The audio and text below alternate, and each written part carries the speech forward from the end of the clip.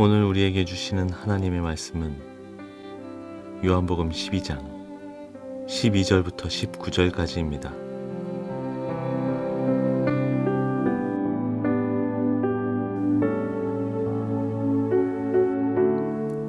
다음 날에는 명절을 지키러 온 많은 무리가 예수께서 예루살렘에 들어오신다는 말을 듣고 종려나무 가지를 꺾어들고 그분을 맞으러 나가서 호산나 주님의 이름으로 오시는 이에게 복이 있기를, 이스라엘의 왕에게 복이 있기를 하고 외쳤다.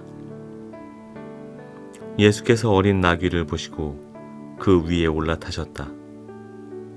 그것은 이렇게 기록한 성경 말씀과 같았다. 시온에 따라 두려워하지 말아라. 보아라, 내 임금이 어린 나귀를 타고 오신다. 제자들은 처음에는 이 말씀을 깨닫지 못하였으나 예수께서 영광을 받으신 뒤에야 이것이 예수를 두고 기록한 것이며 또 사람들도 그에게 그렇게 대하였다는 것을 회상하였다. 또 예수께서 무덤에서 나사로를 불러내어 죽은 사람들 가운데서 살리실 때에 함께 있던 사람들이 그 일어난 일을 증언하였다. 이렇게 무리가 예수를 맞으러 나온 것은 예수가 이런 표징을 행하셨다는 말을 들었기 때문이다. 그래서 바리새파 사람들이 서로 말하였다. 이제 다 틀렸소. 보시오. 온 세상이 그를 따라갔소.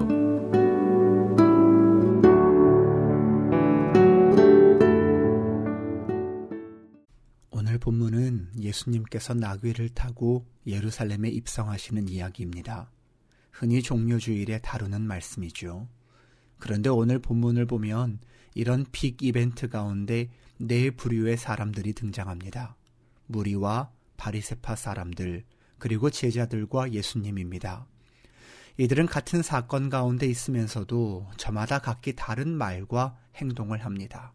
그걸 보면서 우리의 신앙생활이 어떠해야 하는가를 다시 보게 되는 겁니다. 오늘은 시간이 다 허락되지 않아서 두 부류만 다루려고 하는데, 이 첫째로 등장하는 사람들은 무리입니다. 이들은 예수께서 예루살렘에 들어오신다는 말을 듣고 종려나무 가지를 꺾어들고 주님을 맞으러 나가서 외칩니다. 호산나, 주님의 이름으로 오시는 이에게 복이 있기를, 이스라엘의 왕에게 복이 있기를. 무리는 주님을 바라보면서 환호하고 경배하고 찬양하며 기뻐했습니다. 참 좋은 모습입니다. 순간 이런 생각이 들었습니다. 이런 환호와 찬양이 우리 예배 가운데 울려 퍼진다면 얼마나 좋을까. 우리 교회가 주님을 대할 때 이런 모습이라면, 이런 태도로 예배할 수 있다면 얼마나 좋을까. 그렇게 좋으니까 일부 교회들은 이 세러머니를 재현합니다. 미국의 어느 교회를 보니까 종려주일에 전교인이 종려나무 가지를 들고 동네를 돌아다니면서 호산나 찬양을 부르더라고요. 멀리서 그 모습을 보는데 참 좋았습니다. 저도 나중에 기회가 되면 한번 따라해보고 싶다는 들 정도였습니다. 그런 멋진 풍경이 바로 오늘 본문 무리의 모습입니다. 그런데 문제는 그들이 이렇게 한 이유입니다. 18절을 보니까 예수가 이런 표징을 행하셨다는 말을 들었기 때문에 그들이 이런 행동을 했다고 합니다.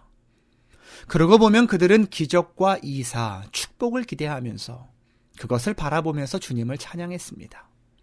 지금 우리로 말하면 예수 믿으면 복 받는다, 예수 믿으면 잘 되고 자녀들이 다 좋은 대학에 가고 돈도 벌고 인생 성공한다, 그런 말에 무리가 예수의 오심을 환호하고 찬양했다는 말입니다.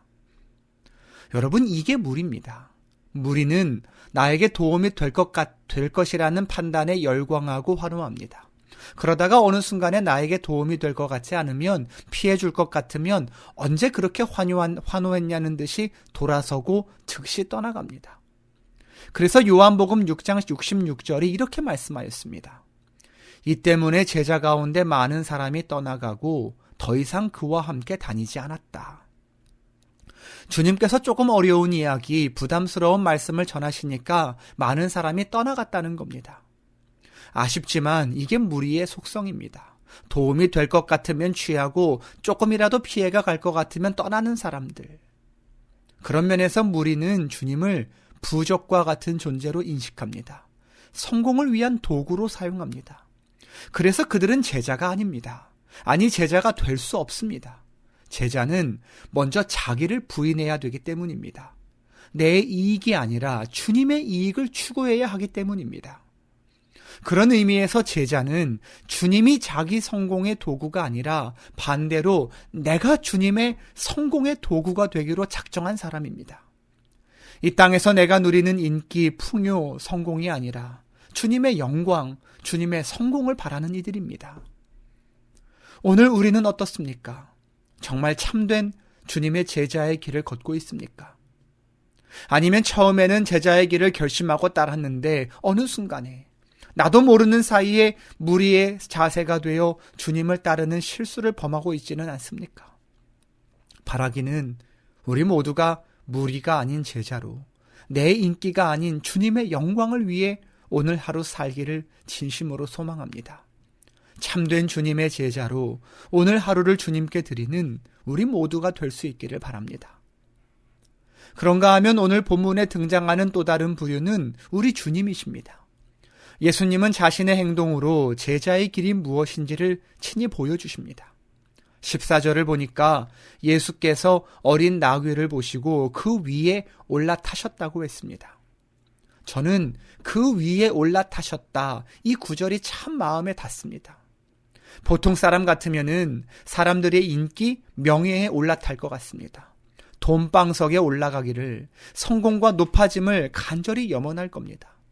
근데 예수님은 아니었습니다. 우리 예수님은 영광과 인기가 아니라 겸손과 낮아짐을 상징하는 나귀 위에 올라타셨습니다. 그리고 예루살렘으로 가는 그 죽음의 길, 십자가의 길을 당당하게 걸어가셨습니다. 그러고 보면 주님은 주변 사람들의 호응에 연연해하지 않으십니다. 목표가 분명하기 때문입니다. 해야 할 일이 있기 때문입니다. 이루어야 할 사명이 명확하기 때문입니다.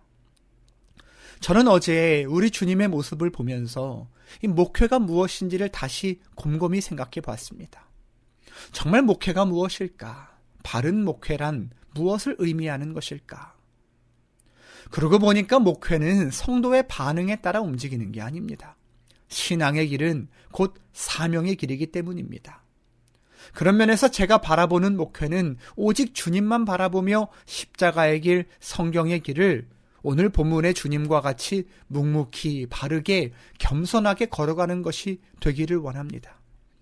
물론 목회라는 게 성도들의 반응에 민감하게 반응하면서 그들을 돕고 섬기기도 해야죠. 하지만 그렇다고 해서 그들의 반응에 따라 방향을 바꿀 수는 없습니다.